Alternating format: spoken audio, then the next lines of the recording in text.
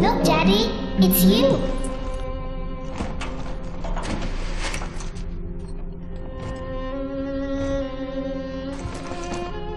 Let's go out to play, Daddy.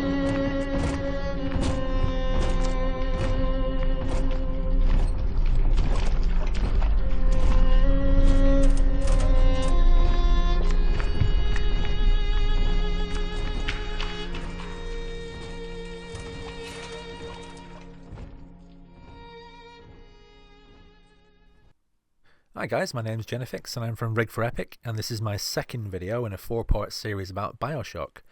This video is about Bioshock 2, and I'm hoping to take you through some of the basics about the game. If you've never played any of the Bioshock games before, I strongly recommend you just drop what you're doing now, ignore me, turn my video off and go and play them, because they're absolutely fantastic. Even after 15 years of time passing, they're still great games. Anyway, Bioshock 2. Yeah, it's probably my favourite game in terms of gameplay, which will be a controversial statement for some. Now, in terms of actual overall favourite, I'd say the first game is probably my favourite because of the actual... It's the first time you see Rapture. It's the first time you're introduced to the city, the idea that you're underwater, the plasmids. The whole thing is brought to you, and yeah, there's no beating that first time in Rapture, but... Like I said, in terms of actual moment-to-moment gameplay, I think the sequel actually pips it to the post. Now, at the time, I remember a lot of people didn't really want to play as a Big Daddy. I think that was one of the things that put people off.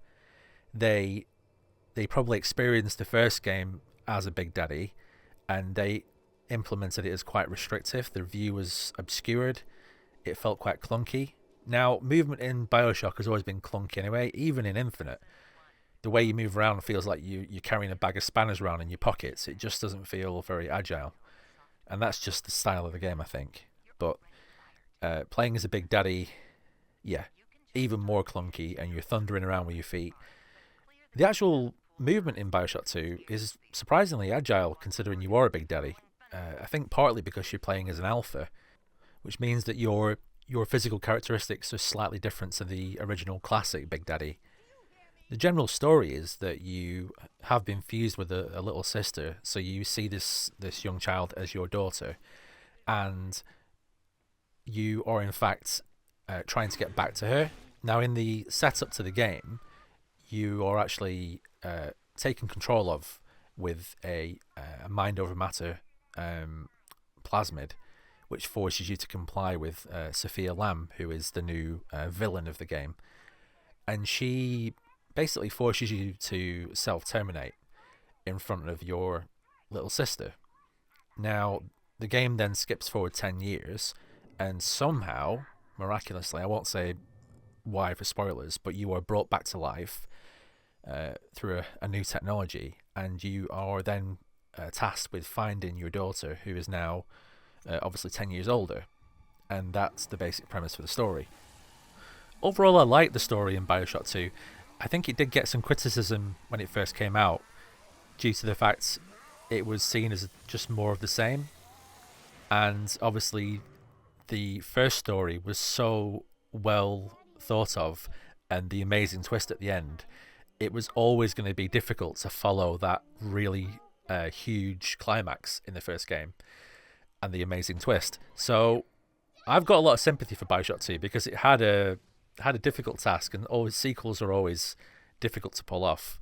Not many can do it, as we know. So yeah, I actually quite enjoyed the story in Bioshock 2, and you get to see quite a lot of parts of Rapture obviously you didn't see before. You get to see Rapture from the outside, because obviously being in a Big Daddy suit, you can actually withstand the pressure from the outside, and so there are certain parts where you're actually in a situation where you're forced to go outside of Rapture, which I always wanted to do in the first game, and now you get a chance to actually stomp across the ocean floor and look back and see Rapture from the outside.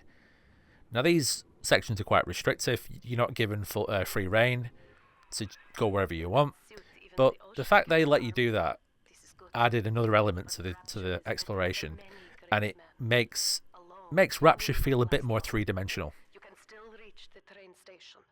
find me there.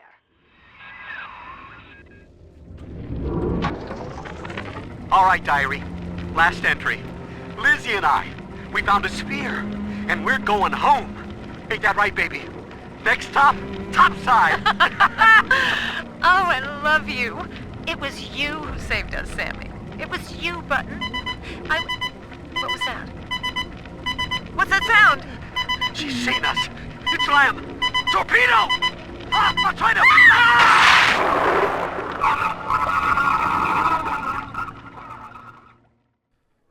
Now, in terms of the actual gameplay, I think Bioshock 2, this is where, for me, it is a better game than all the rest of them. Because not only are you in a Big Daddy suit, you're also able to use a drill. Obviously, you've got a drill in one of your hands. And you also have the fact you've got plasmids and weapons active at the same time.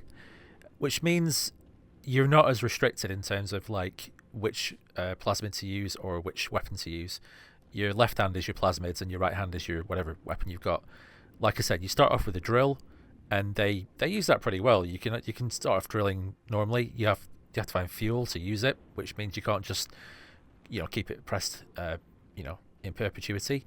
And then over the course of the game, you find different weapons, and these are quite different actually. Like the first range weapon you find is a rivet gun, which is quite in keeping with what Big Daddies do. Aside from looking after little sisters, before they did that, they were actually just the builders of Rapture. They were the people who, the creatures that would be tasked with building Rapture. So they were very industrial. So I like the way they've used the weapons in a more authentic way. The plasmids themselves have also been given a bit of an upgrade to make them more interesting. So, for example, the Cyclone plasmid that allows you to leave a cyclonic trap for splicers or whoever to walk into. Now you can actually add or infuse them with other effects like insect swarms or electrical storms or whatever, which is a really nice element, I thought, to the gameplay. Also, the swarm plasmid, once you upgrade it, you can actually make it so the swarms, once they've killed somebody, they hide inside the body as make it like a hive, and then acts as a trap, and then anybody else comes that direction, the hive is disturbed and they come out again and attack the next target. So once you start to upgrade your plasmids with different upgrades, I found that to be far more interesting in terms of gameplay. They've also added little touches like you can hack items now with a remote hacking tool, which means you can jump out from a corner, fire a remote hacking tool at a turret, then jump back in cover and then hack it without having to get your head blown off before you actually reach it, which I thought was a nice little touch. And they do implement that through the game. They'll leave like little gaps in walls, and if you're observant and you spot that, you can use that to hack a turret or a camera before you even get to it. And mentioning the hacking game as well, this was vastly improved in the second game. No longer are you placing little tubes in the correct order. Now you are basically just clicking a timer as it's going past the different colours. So if you get green, you succeed. You have to do it a few times, and if you get blue, you get a bonus. So that was very much appreciated in the second game.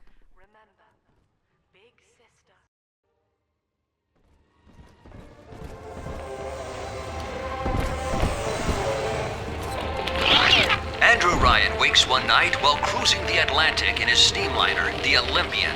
His sleep interrupted with a singular purpose. Here, he shouts to his crewmen as he wipes sleep from his eyes. Full stop. We begin building here. Now, another nice little addition they made to this game was they changed the camera system from the first game, where you had to take static pictures of splicers or different adversaries, even turrets and spy cameras. You got a chance to actually set off a video reel. So you would start recording something, and if you killed it by the time the video recording finished, you got a bonus. And it felt a bit more organic. It felt a bit more like a game as opposed to just taking pictures. So, I mean, not a huge upgrade, but it definitely felt better. And obviously, like in the first game, the more research you do in these areas, the more rewards you get from researching different enemies. And I did think actually the rewards for this part of the game in Bioshock 2 were far more interesting and gave you far more useful abilities. So in terms of visuals, I've just played Bioshock 1 and now played Bioshock 2 in preparation for this video series, and immediately playing Bioshock 2 you notice a definite upgrade in the visuals. The textures are higher resolution, the effects are better, there are more lighting improvements, reflections look better. Overall the game is a definite upgrade, and I like that. There are more variation in enemies as well. The models they've used for the splicers and the other various enemies are better. The UI is a little bit more high res as well. And in that first game, I mean, even though it's a great game, you can definitely tell it's an older game. Whereas Bioshock 2 is definitely, it definitely feels like a newer game. So unfortunately, one of the problems with the remaster of the first two games was that lots of people were reporting problems, especially a crashing issue, which was occurring on quite a lot of systems. And this wasn't down to the systems, this was down to a problem that Blind Squirrel Studios had implemented in their remaster. Now, I wasn't officially aware of any fixes that have happened since then, but I was hoping that the powers that be would have come in and, at least done something to fix some of the problems. So I got through Bioshock 1 in preparation for this video, but Bioshock 2, about halfway through I'd say, I started to get a crashing issue in one specific location, and I just could not progress past it. So obviously, as we do, I opened Google and started looking up solutions. The two solutions that seemed to solve it for me were turning off the Steam overlay. That was definitely one that helped, and also on the init file there is a texture streaming data entry where it's around 400 to 500. If you increase that value to 5,000 or a bit higher, that will definitely improve things as well. Them two solutions are said to have improved things, and for me they did. Immediately there was no crashing anymore. So I think I crashed once more near the end, but that was it must be an anomaly because it didn't happen again. And there we go, guys, we're coming to the end of the second review in the series. Still got Infinite and the DLC to go. I'm planning to do a separate review for Buried at Sea Part 1 and 2, just because they are so important to the series. But we'll cover that in the video.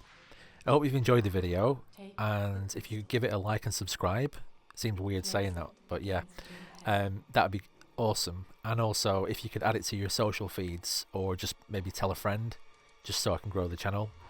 The more people that see my content, the more I can grow, and that'd be great. Hope you guys are safe and well, and I'll see you in the next video. Take care. Bye bye.